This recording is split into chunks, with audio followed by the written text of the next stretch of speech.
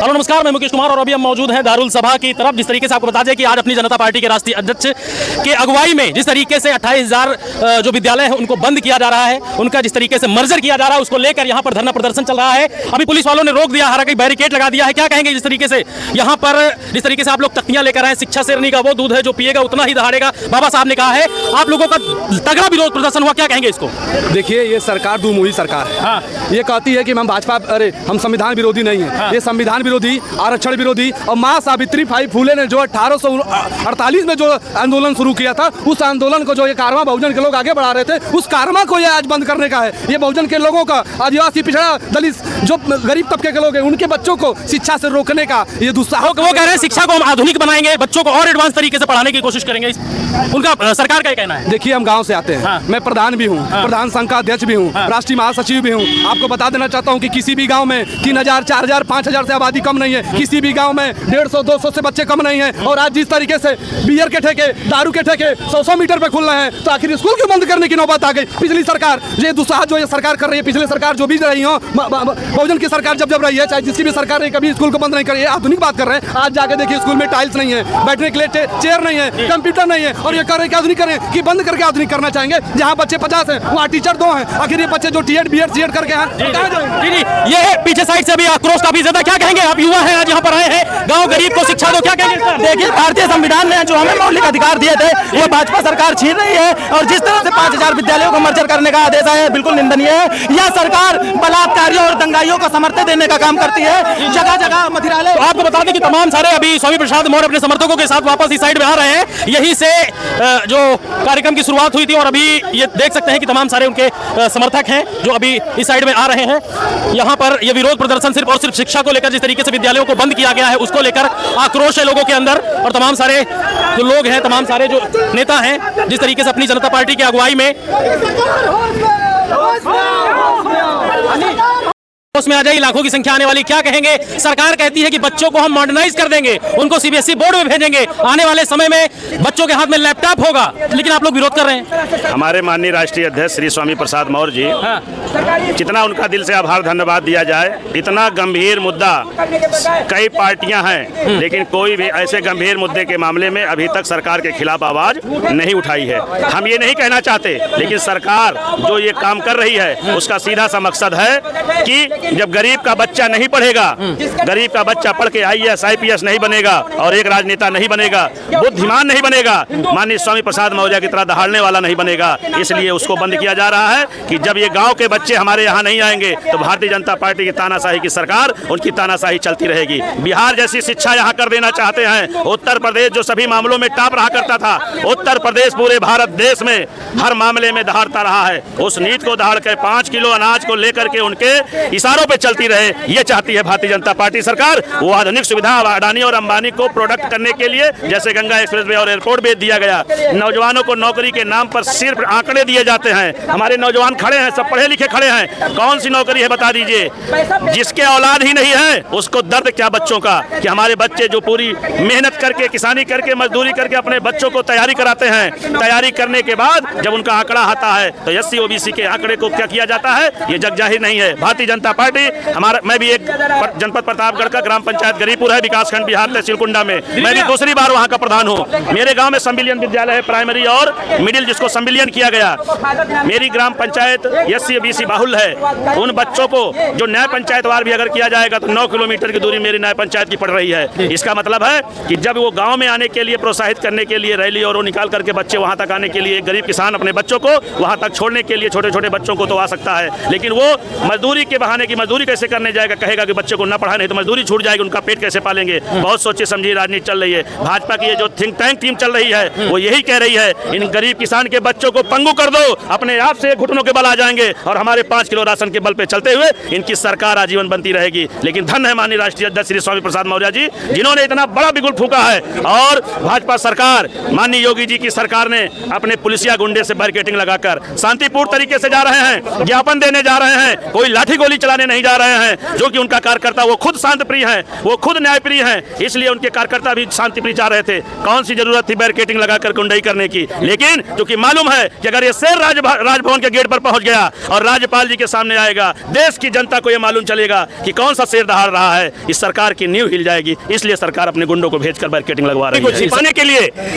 इनका कहने का मतलब सीधी यही है, जैसे कहा देश से गरीबी मिटाओ, तो इन्होंने कहा नहीं, गरीबों को खत्म करो, गरीबी अपने आप मिट जाएगी। इसीलिए इन्होंने कहा कि इस विद्यालय बंद कर दो, शिक्षा के लिए कोई व्यवस्था नहीं रह पाएगी, क्योंकि ये जानते हैं कि बहुजन समाज के बच्चे अगर पढ़ेंगे लिखेंगे तो अपना अधिकार मांगेंगे, और अगर जब विद्यालय ही नहीं रहेगा, ये पढ़ेंगे ही नहीं, तो ये अधिकार क्या मानेंगे? इनकी दिशा मनुस्मृति की तरफ ले जाने की।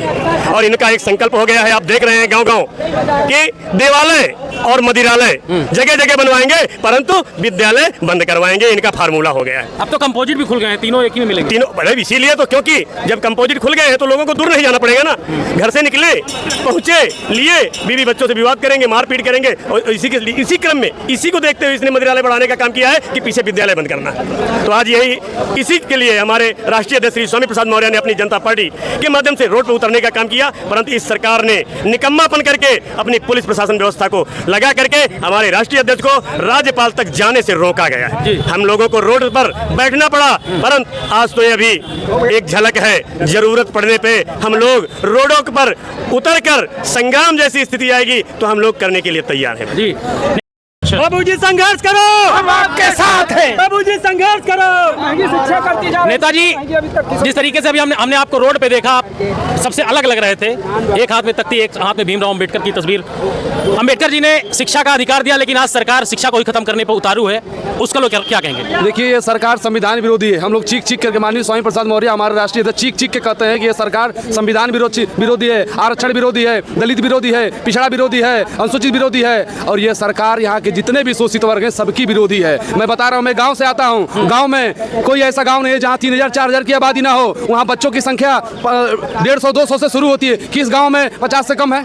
ये सरकार का निकम्मापन है। वहाँ टीचर नहीं है। सरकार कह रही है कि विद्यालय में संख्या बच्चों की घटती जा रही है, और बच्चे नहीं रहेंगे तो टीचर को पैसा देने का क्या मतलब है? अच्छा, क्यों नहीं घटेगी? ये प्राइवेटीकरण को बुलावा दे रहे हैं, अडानी अंबानी को आगे कर रहे हैं। ये बंद क्यों कर रहे हैं? क्योंकि ये बेचेंगे, ये प्राइवेटीकरण करेंगे। बच्चों की वहाँ बैठने की सुविधा नहीं है, गर्मी में पानी की व्यवस्था नहीं है, वहाँ टेबल की व्यवस्था नहीं है, फैन की व्यवस्था नहीं है, आधुनिक की बात करिए, कंप्यूटर की व्यवस्था नहीं है, तो बच्चे कहाँ जाएंगे? कौन नहीं चाहता है कि हमारे बच्चे अच्छे स्कूल में पढ़ें? जहाँ बच्चे 50 हैं वहाँ टीचर 1 हैं, जहाँ बच्चे 2 हैं वहाँ भी टीचर 1 हैं। तो ये टीचरों की भर्ती करें, बच्चे अपने आप बढ़ेंगे। और किस गाँव में नहीं? मैं गाँव से आता हूँ, मेरे गाँव में 150-200 बच्चे हैं। कैसे आप कह रहे हैं कि नहीं है? जिस गाँव में है, खाने की व्यवस्था आप किए हैं, खाने की मिड डे मील की व्यवस्था तो पहले से है, उसमें भी आप कोताही कर रहे हैं, तो आखिर बच्चे वो जाएंगे कहाँ? और दलित, पिछड़ा, शोषित वर्ग, और ज्योतिबा फूले जी, माँ सावित्रीबाई फूले जी ने जो 1848 में संघर्ष किया था, आज उस चीज को ये भाजपा खत्म करने के तुली हुई है। ये भाजपा दलित विरोधी, पिछड़ा विरोधी, और जितने भी हमारे महापुरुष हैं दलित पिछड़े के, उनकी ये विरोधी सरकार है। और ये चाहती है कि ये जो जगह जगह 100 मीटर पे कंपोजिट मतलब समझ रहे हैं, कंपोजिट खोले जा रहे हैं, यानी दारू बियर के ठेके,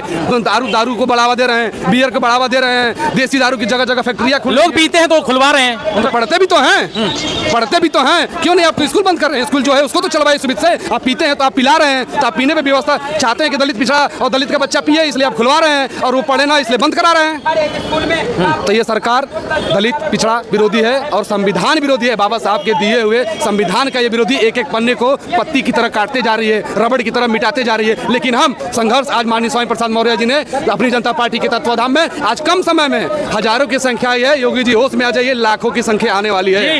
योगी जी, पार्टी के कार्यकर्ताओं ने परम पूज्य बाबा साहेब डॉक्टर अंबेडकर, महात्मा ज्योतिबा फूले, माता सावित्रीबाई फूले, मान्यवर कांसीराम साहब के मिशन को अपने अंदर जीवंत करते हुए जो अपनी जनता पार्टी के संगठन को सेक्टर, बूथ और विधानसभा में निर्मित किया है, उसकी आज एक झलक देखने को उत्तर प्रदेश सरकार को मिली है। माननीय स्वामी प्रसाद मौर्य जी के नेतृत्व में जिस तरह संगठन का काम जमीनी स्तर पर हमारे कार्यकर्ता पूरे उत्साह के साथ कह रहे हैं, आने वाले समय में अगर भारतीय जनता पार्टी की सरकार ने विद्यालयों को जिस तरह से बंद करने का निर्णय लिया है, अगर इस निर्णय को परिवर्तित नहीं करेगी तो 2027 में अपनी जनता पार्टी का कार्यकर्ता इस सरकार को उखाड़ फेंकेगा और पुनः ये जो विद्यालय की व्यवस्था समाप्त की जा रही है, जो रोजगार की व्यवस्था समाप्त की जा रही है, इनको लागू करने का काम अपनी जनता पार्टी की सरकार माननीय स्वामी प्रसाद मौर्य जी के नेतृत्व में करेगी।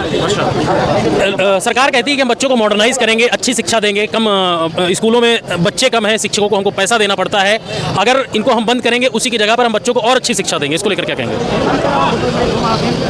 जो लोग असंवैधानिक लोग हैं, जिनका संविधान में भरोसा ही नहीं है, जो लोग मनुस्मृति को मानते हैं और कहावतों पे जीवन जीते हैं, ऐसे लोगों के सरकार के प्रति अब जनता में आक्रोश है और जनता का उनसे भरोसा उठ चुका है। जो विद्यालय की और जो शिक्षालय की व्यवस्था है, हमारा संविधान कहता है कि हमारा मौलिक अधिकार है शिक्षक के लिए।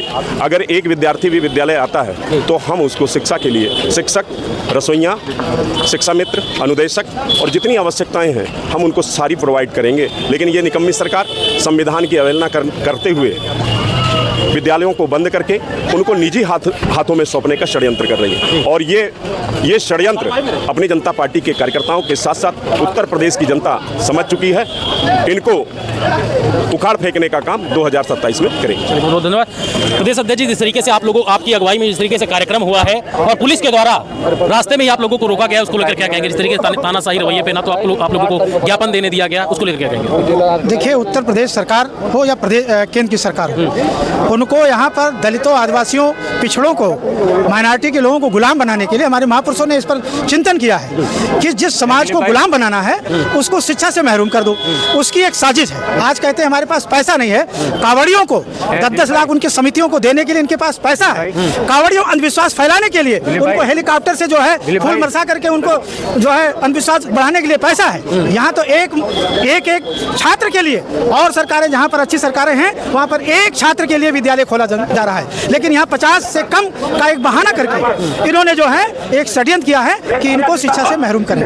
गरीब मजलूम गांव के लोग ही सरकारी स्कूल में पढ़ते हैं। जहाँ पर विद्यालय में अध्यापक पर्याप्त हैं, उन विद्यालयों में बच्चे पर्याप्त हैं। जहाँ विद्यालय में शिक्षक नहीं है, अभिभावक वहाँ पर कहते हैं क्या करने जाना है। इसलिए सरकार के इस व्यवस्था का अपनी जनता पार्टी माननीय राष्ट्रीय अध्यक्ष स्वामी प्रसाद मौर्य के नेतृत्व में जो आज 60 नोटिस पर लोगों ने एकत्रित हुआ करके ये मुंहतोड़ जवाब दिया है, प्रशासन डर गया है। हमें तो आधा किलोमीटर यहाँ तक बाबा साहब के जो है मूर्ति पर माल्यार्पण करने तक नहीं जाने दिया। जो हमारे लोग हजारों हजार की संख्या में हैं और ये आगे 8 तारीख को प्रत्येक जिले में जहाँ जहाँ विद्यालय बंद हो रहे हैं उनके अभिभावकों को, उनके बच्चों को पार्टी के कार्यकर्ताओं के साथ ज्ञापन देने का काम किया जाएगा। बहुत बहुत धन्यवाद। क्या कहेंगे? आप भी युवा हैं, इस तरीके से आज का ये कार्यक्रम को लेकर आप क्या कहेंगे? आज का जो कार्यक्रम है भाजपा की विदाई का एक बहुत बड़ा कार्यक्रम का शुरुआत हो चुका है, क्योंकि शिक्षा वो शेरनी का दूध है जो पिएगा वही दहाड़ेगा।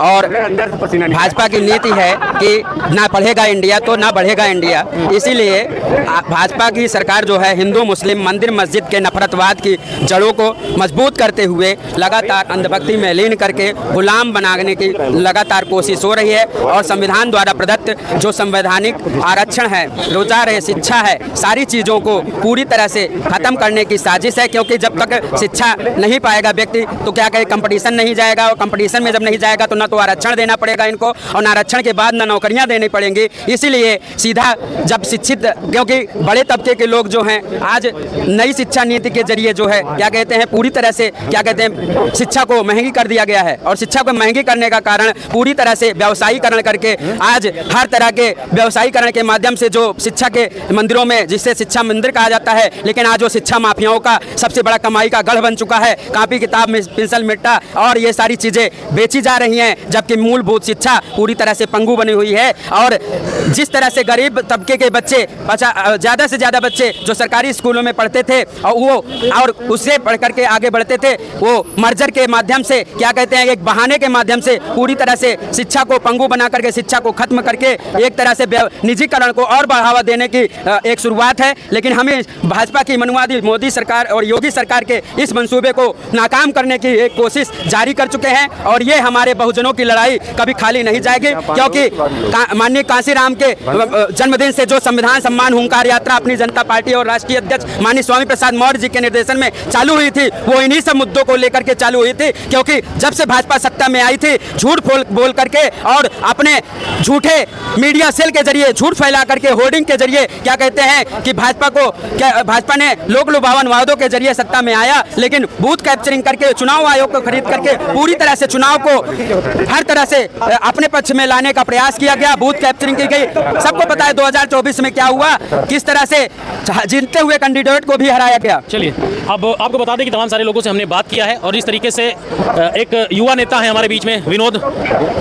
नेताजी, क्या कहेंगे? आप भी युवा हैं, जिस तरीके से हुआ है ये प्रकरण, पुलिस के द्वारा आप लोगों को रोका गया, आगे लोगों का प्रदर्शन रहा, इसको लेकर आज अपनी जनता पार्टी के नेतृत्व में माननीय बाबूजी ने जो ये धरना प्रदर्शन किया है, जो विद्यालय बंद किए जा रहे हैं उसके खिलाफ गांव-गांव से लेकर जिला मुख्यालय, तहसील मुख्यालय तक ये अनवरत जारी रहेगा, क्योंकि ये सरकार शिक्षा के दरवाजे बंद कर रही है और जगह जगह दारू के ठेके खुलवा रही है। और ये निकम्मी सरकार को हम लोग बदलने के लिए बिल्कुल तैयार हैं और ये कारवा बढ़ता ही चलेगा, ये बंद नहीं किया जाएगा। अनपढ़ रहे, ना पढ़ेगा और ना रोजगार मांगेगा। वो तो कहना है कि हम पढ़ा लिखा के आप लोगों को अंग्रेजी मीडियम में पढ़ाएंगे, सरकारी में क्यों पढ़ रहे हो? अंग्रेजी में पढ़ाने की बात कर रहे हैं। देखिए, अंग्रेजी में पढ़ाएंगे तो सब लोग उसमें नहीं पढ़ा सकते, क्योंकि 5 किलो राशन लेने वाला व्यक्ति इंग्लिश मीडियम में वो नहीं पढ़ा सकता अपने बच्चे को। तो वो इसलिए सरकारी स्कूल बंद कर रहे हैं ताकि लोग इंग्लिश मीडियम में अपने बच्चों को भेजें और वहाँ पे उनकी मोटी कमाई हो।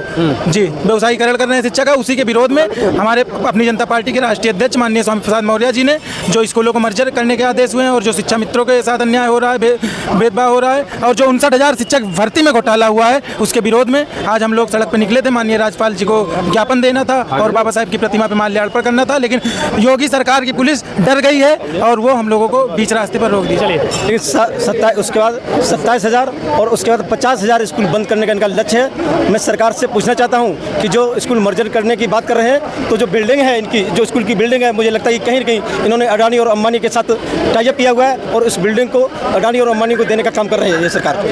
तो बहुत बहुत धन्यवाद।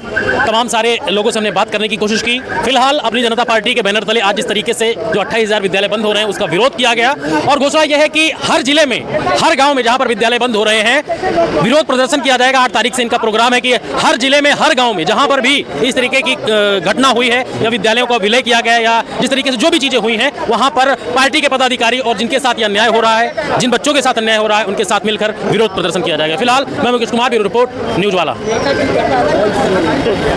ठीक है।